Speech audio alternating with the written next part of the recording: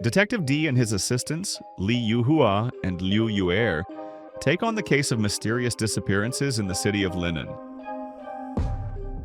Rumors claim that ghostly soldiers are abducting young women. But what intrigues Renjie even more is the local religion. The townspeople worship a so-called true god, whose followers reward devotees with holy water said to cure illnesses and grant wishes.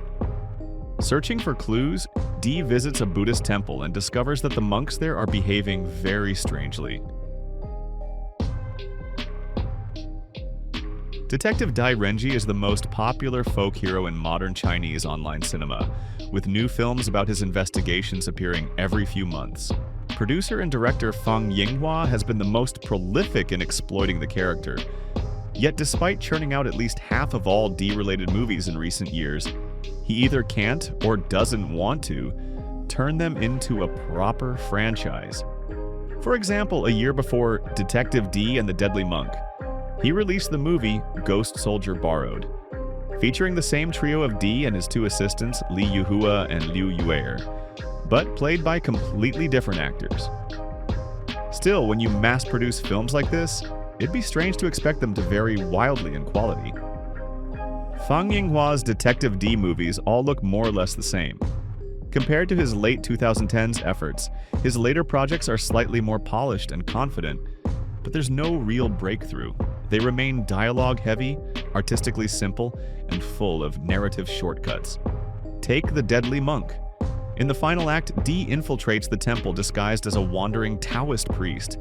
But his disguise consists of nothing more than a slightly longer fake beard and a unibrow. Somehow, even people who just spoke to him as Detective D failed to recognize him.